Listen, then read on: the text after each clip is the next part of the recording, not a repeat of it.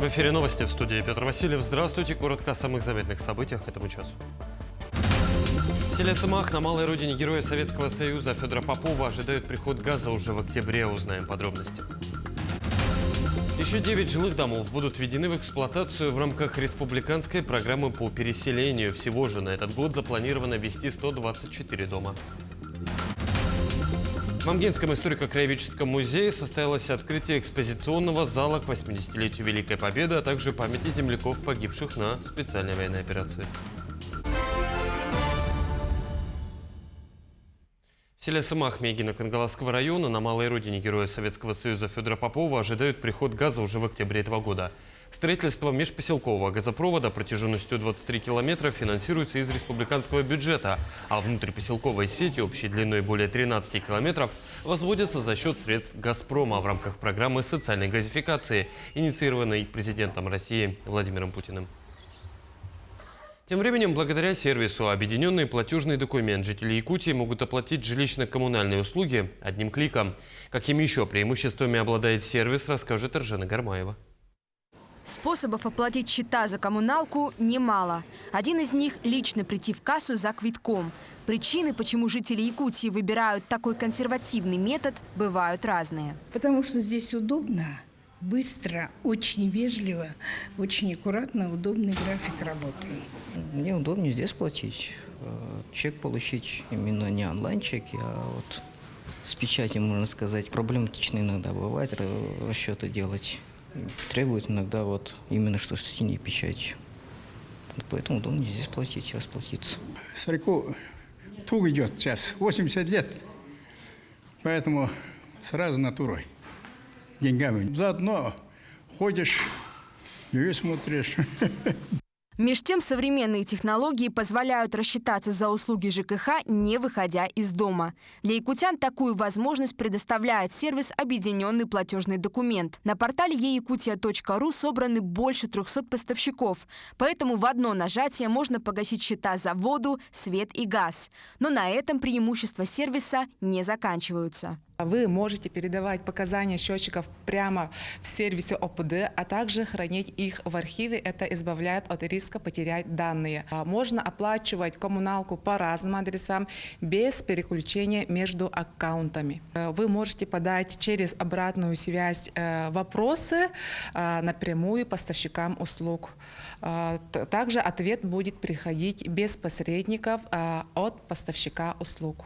Ежемесячно услугами объединенного платежного документа пользуются около 4000 жителей Якутии. Какое мнение о сервисе сложилось у них? Пользуюсь уже 1,5 года, получается. Узнала осенью.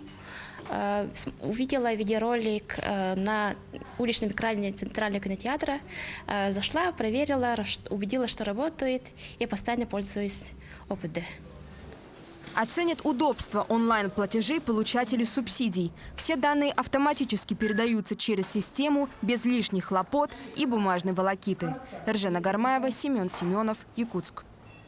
В республике продолжается работа по переселению граждан из ветхого и аварийного жилья. Работа ведется в рамках адресной программы.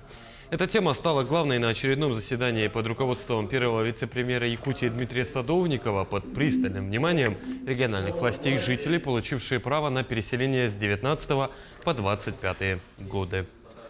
Здесь география, скажем, проблемных домов, не введенных своевременно, она разная. И Заречье, и Крайний Север. Сегодня таковыми является это за 22 год 4 дома, за 24 год 8 домов. И мы, конечно, от правительства этот вопрос никогда не снимаем с себя ответственность. После прохождения ледохода на реке Лени между Якутском и поселком Нижний Бестях будут ходить более 10 паромов. Об этом сообщили в Министерстве транспорта и дорожного хозяйства республики. Примерно 23-25 мая флот будет выводиться поэтапно. В пиковый период будут работать 14 паромов, в том числе 10 судов парома Якутии и 4 судна ассоциации «Аям». В эти дни паромная переправа уже работает на реке Амге в районе села Битюнцы. В ближайшее время, с учетом открытия судоходной обстановки, планируется начало работы переправ на реках Вилюй и Алдан. Учебный центр «Продвижение Плюс» был открыт в 2023 году в целях повышения качества общего образования. Учебным центром за этот учебный год охвачены более 2000 обучающихся из 31 муниципального района республики. Обучающимися по повышению академических результатов обучения работают 40 учителей и наставников по 5 предметам – русский язык, математика, физика, биология и химия. Основная цель проекта – это повышение качества общего образования. И идея проекта заключается в том, чтобы оказать методическую помощь обучающимся, которые испытывают образовательные дефициты. Это могут быть ученики из школ, где не хватает учителей, либо работают молодые учителя. И основная помощь заключается в индивидуальных занятиях для углубленного изучения предметов.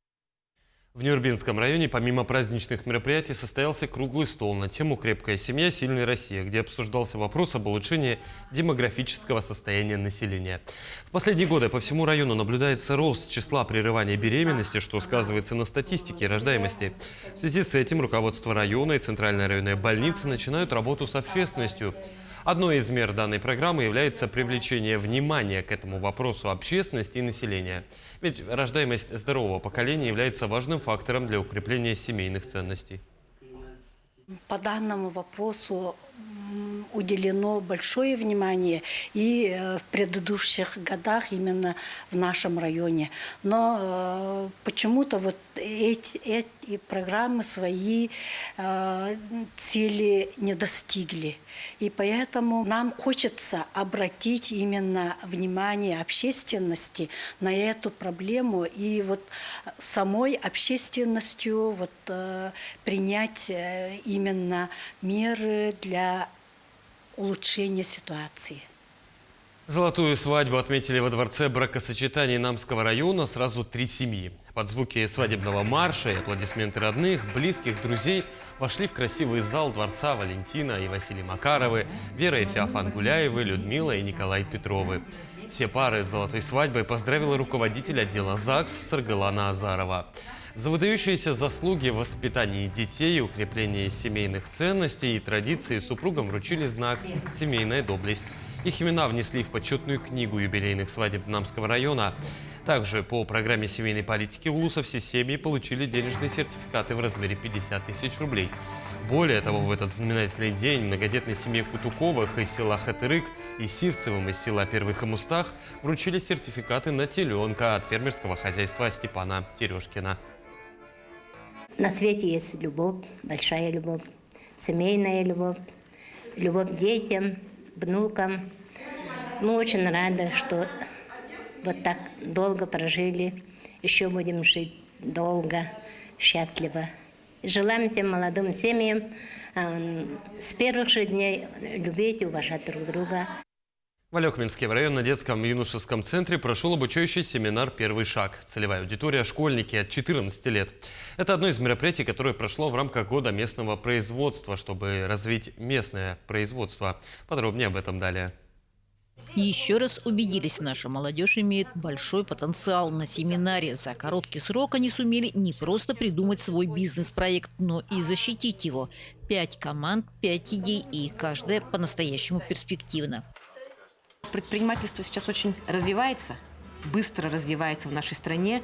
И для того, чтобы дети к окончанию университета уже могли вовсю работать в сфере бизнеса, мы решили начать их обучение уже с 14 лет. Плюс к тому, с 14 лет разрешено детям становиться самозанятыми с разрешения родителей. Поэтому навыки и опыт в этом помогут детям раньше начать свой бизнес, раньше начать развиваться, раньше начать зарабатывать свои деньги. Ребята готовы разрабатывать приложения, простраивать логистические цепочки. Каждая идея не надумана, она взята из реальной необходимости. Появилась проблема того, что люди, которые живут у нас в селах, а это много людей, они не могут попасть в...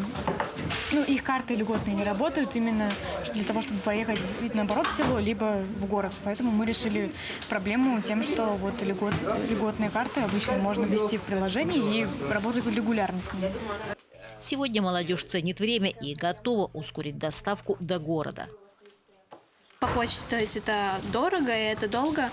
И отправлять тоже с Алёкминска, это тоже дорого и очень долго, то есть ожидание очень длительное.